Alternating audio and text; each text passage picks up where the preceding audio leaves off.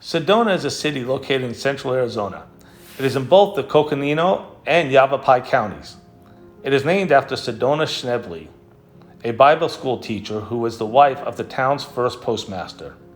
It is known for its unique red rocks, which are red because they contain iron, as well as its nature.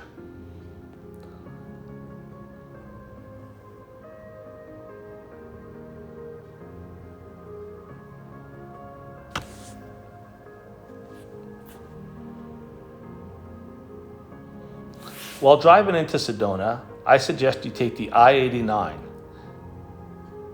There's a beautiful drive through the mountains that brings you to the valley floor where Sedona is located.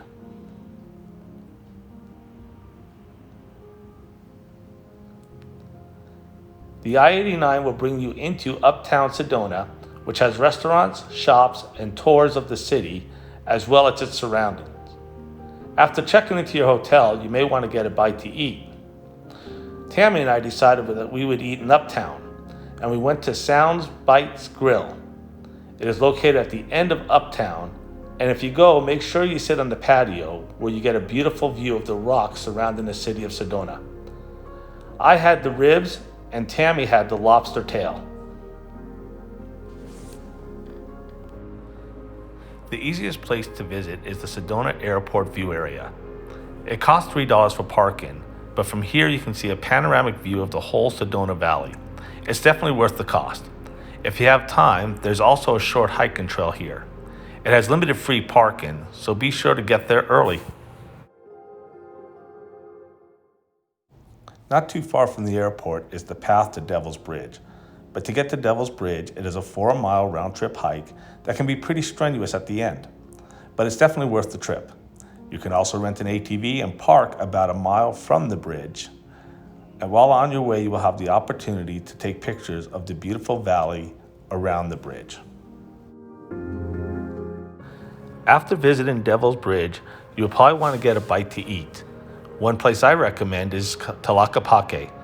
Tlaquepaque is designed as an old Spanish shopping area that has shops and restaurants. You definitely want to visit here. We decided to eat at Renee's restaurant. They were serving a light lunch when we went, so we had the chicken salad sandwiches, which were delicious. Another place you have to visit is the Chapel of the Holy Cross.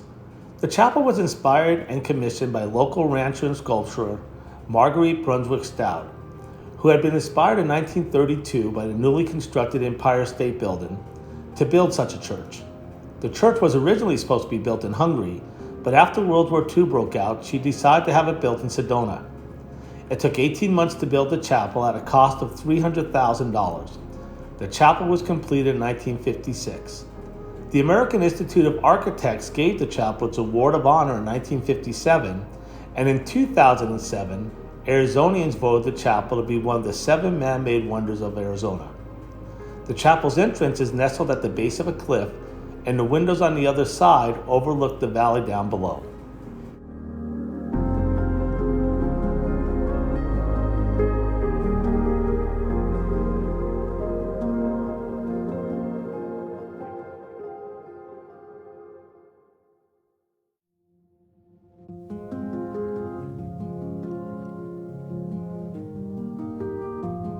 Time to take the Red Rock Scenic Byway. The Red Rock Scenic Byway, also known as Highway 179, and is not to be confused with Red Rock Loop, which is another video, is a 15-minute drive from Sedona to Interstate 17.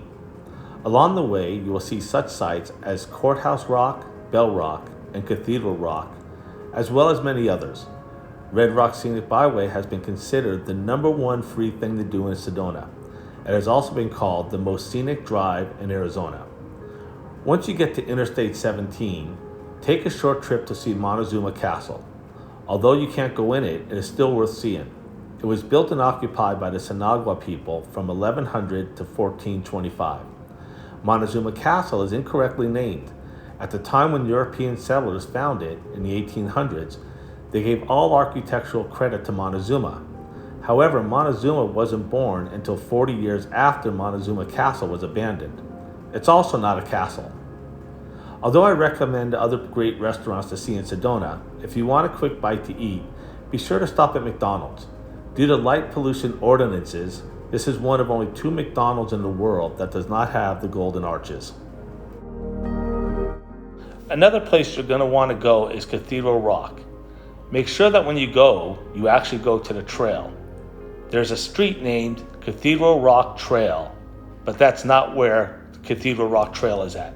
If you get to the end of Cathedral Rock Trail, there'll actually be a sign telling you how to find Cathedral Rock Trail where you can climb up Cathedral Rock. Here we are at the bottom of Cathedral Rock, and it's time to start hiking. If you decide to hike up Cathedral Rock, it is a strenuous half-mile hike. It may not sound like a very far hike, but it basically is straight up, and at times you will need to use your hands to hike up the steep incline. However, once at the top, it is a beautiful view. When you get to the top, you'll see a sign that says Trail Ends. Make sure you go to the left and go around the rock formation for even more spectacular views. After hiking up Cathedral Rock, you may want to take another drive. There's a short 20-minute drive called Red Rock Loop. I have dedicated a whole other video to it. Time for some grub. A delicious restaurant uptown Sedona is The Vault. Tammy had the trash can nachos and I had the grilled chicken sandwich. I highly recommend this place. One evening you will want to travel to Crescent Moon Picnic Site. There's a pretty cool path that goes along the river to get to Red Rock Crossing. Try to get there in the late afternoon and you can get a picture of Cathedral Rock reflected in the river below. Unfortunately, we got there as the sun was setting, so we were only able to get a little bit of the reflection. There's also a vortex located here. It's an $11 fee to enter the park, but it's definitely worth it.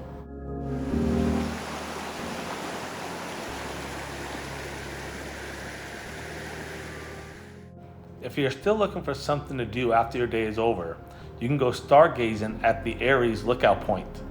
It is located about 5 miles past where you parked for Devil's Bridge, and if you can plan your trip, try to do it on a night when there is no moon.